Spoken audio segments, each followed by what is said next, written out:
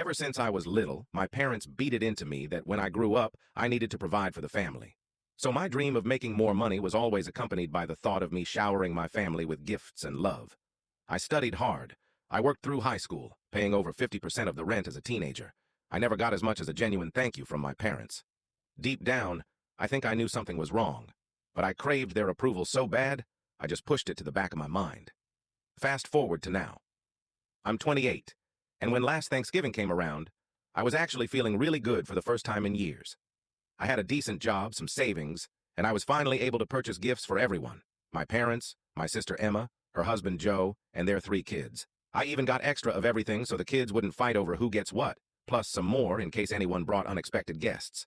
I convinced myself that this was how family was supposed to feel. This was what all those years of sacrifice were building toward. Then came the bomb drop. I showed up at my parents' house with presents loaded in my car. When I knocked, my mom answered the door. I expected some sort of hug, or even just a simple hello would have been nice.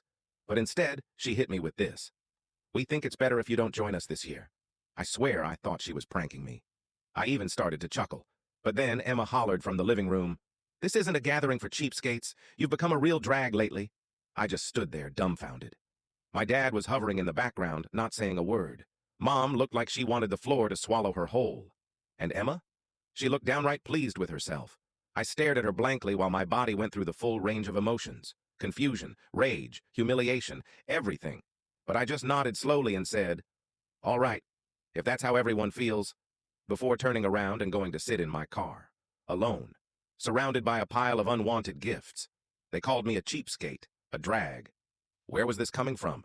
An awful gut feeling washed over me, and I had this nagging feeling that somehow Emma was behind all this, except I couldn't figure out why.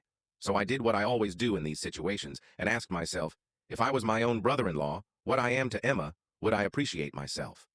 My head instantly flooded with memories, helping with the kids' extracurricular fees, chipping in for their vacation fund when money got tight, even covering part of their down payment when they bought their house.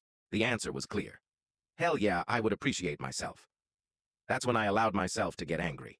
Like, really angry. Enough to decide this wasn't ending here. Enough to march back up to their front door. They were still there. My parents whispering to each other like they were surprised I hadn't just driven away. Emma sprawled on the sofa, scrolling through TikTok with the volume on full blast. I walked straight in. "What's going on here? Why am I suddenly unwelcome?" Emma smirked without even looking up from her phone. "You think we haven't noticed that you've been slacking lately? Even the kids know they've barely gotten anything from you in months. Honestly, it's embarrassing." I would have rather she slapped me in the face than spew that nonsense. I couldn't help but raise my voice. "Are you kidding me? I have hundreds of dollars worth of presents for your kids sitting in my car right now." But she interrupted. "I don't want to hear it. A few years ago when they were born, you did way more. It's honestly embarrassing." I turned to my parents, expecting some kind of intervention or support. Instead, Mom gave me this awkward half smile and said, "She's got a point, honey. You just leased that new truck. You found money for that." "The truck is financed," I replied, forcing myself to calm down. "And even if I paid cash, how does that suddenly make me responsible for Emma's family? They're not even my children." "You make twice what Joe does," Emma interrupted again, lounging back like we were discussing the weather. "We're family. Family helps each other." I glanced at Joe, who was sitting silently in the corner, not saying a word. "So let me get this straight," I said. "Because I've been generous in the past, I'm now obligated to keep giving forever? And if I don't, I'm a cheapskate?" Emma shrugged. "If that's how you want to see it." Well, that was my breaking point. I took a step back and shook my head. "You know what? You're right. I don't belong here." I looked at my parents. "Enjoy your Thanksgiving." I walked out without waiting for a response. The drive home was tense. My knuckles were white on the steering wheel. I almost wanted to believe I was the villain here. Like there was no way I was just suddenly not welcome at Thanksgiving anymore, all because I haven't given enough. When I got home, I sat in my driveway for a long time, just staring at the gifts. Those bags of presents made me feel sick now. The more I thought about it, the clearer everything became. It had been building for years. Thanksgiving was just the breaking point. Emma had always leaned on me financially. When she and Joe first got married, they struggled with money. Joe bounced between jobs, and Emma's part-time work barely covered basics. I stepped in to help, thinking it would be temporary. A few hundred here, 1,000 there. But temporary turned into years. I made it too easy for Emma to depend on me. And somewhere along the way, I created a monster. Tonight was my wake-up call. I knew I had a decision to make. After some careful thinking, I realized there was only one solution. No more rescuing Emma and Joe, no more endless gifts to compensate for their financial irresponsibility. I was done. If they wanted their kids to have the things I'd been providing, they could figure it out themselves. It wasn't easy. Cutting off my sister meant potentially damaging my relationship with her children and possibly my parents. But I couldn't continue being treated like an ATM instead of a brother and uncle. The silence stretched through Christmas and New Year's. No calls, no texts, nothing. For the first time in forever, I spent the holidays completely alone. It felt strange when the ball dropped at midnight and my phone remained silent. I won't lie, I thought about calling several times, but whenever I picked up my phone, I remembered Emma's smug face and her words. A gathering for cheapskates. No thanks. By mid-January, things started shifting. Joe sent me a text out of nowhere one evening. Just wanted to say I'm sorry about Thanksgiving. I don't agree with what happened. Emma won't listen to me, but I thought you should know. I stared at my phone for a long time, unsure how to respond. Part of me appreciated knowing someone in the family recognized the injustice. But Joe had sat there silently that night, and his apology now felt insufficient. I finally replied, "Thanks for saying that, Joe, but this isn't something I can just brush off." He didn't push it further, which was fine by me. Then in early February, Emma showed up at my apartment unannounced. I was in the middle of a video call when I heard aggressive knocking. I tried ignoring it at first, but it just kept going. When I finally answered, there stood Emma, looking frazzled and irritated. "We need to talk," she said, pushing past me before I could object. I crossed my arms. "What's this about?" She didn't waste time. "You need to stop this childish behavior and start helping out again." I laughed in disbelief. "Helping out? You mean financing your life? I told you I'm done with that." She glared at me. "You're the one with money to spare. Do you know how hard it's been for us since you decided to throw this tantrum? The kids barely have what they need.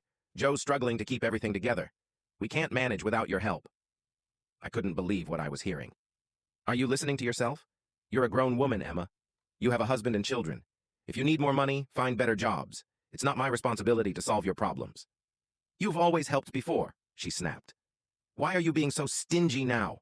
"Stingy?" I echoed. "You want to talk about stingy? Let's talk about how you lied to our parents about me, turned them against me, and then banned me from Thanksgiving because I supposedly wasn't generous enough with your kids. And now you're here asking for more? That takes some serious nerve." She started to interrupt, but I held up my hand. "We're done here.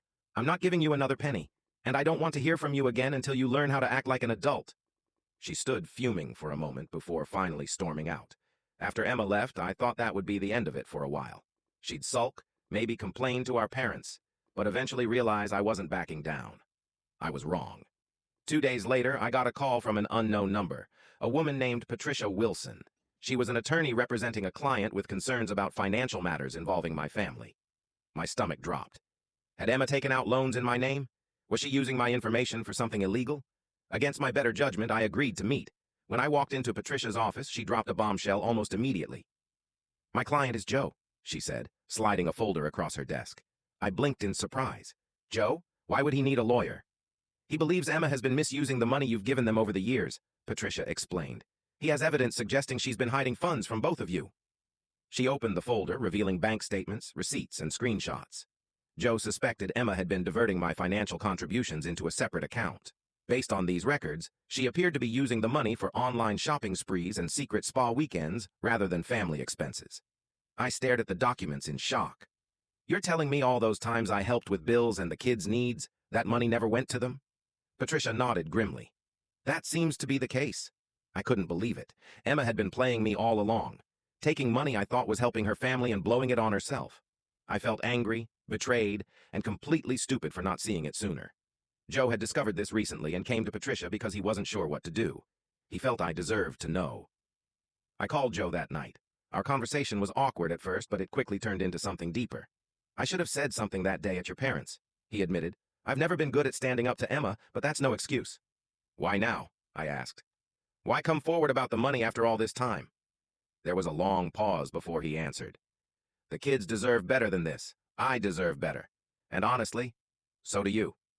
After everything you've done for us, whatever you decide to do next, you have my support." We talked for a while longer, and when we hung up, I felt an unexpected sense of peace. Emma had burned her bridge with me, but Joe and the kids, they weren't my enemies. A few weeks later, Joe told me he and the kids were moving to his parents' place in another state, while Emma was visiting a friend. which I now suspected was code for another shopping spree. He was packing their essential belongings and taking the kids. He didn't want Emma to know where they were going until he had legal protection in place. "I just can't keep pretending everything is normal," he said quietly. "The kids see more than we think." I helped Joe and the kids relocate, and for the first time in years, it didn't feel like I was being used. It felt like I was finally supporting something positive. Emma predictably went ballistic when she returned to find them gone. She called me screaming that I'd turned Joe against her and destroyed her family. I let her rant for a minute before calmly saying, "Maybe if you spent less time shopping and more time being a mother and wife, this wouldn't have happened. But hey, good luck with that." Then I hung up. Joe is doing well now. He's found a decent job. The kids are adjusting to their new school, and he's finally starting to regain his confidence. As for Emma, I hear she's still blaming everyone but herself. My parents finally learned the whole story and have apologized profusely for taking Emma's side at Thanksgiving. But honestly, I'm just happy to be free of the obligation. Some family relationships are worth saving. Others just drain you until there's nothing left.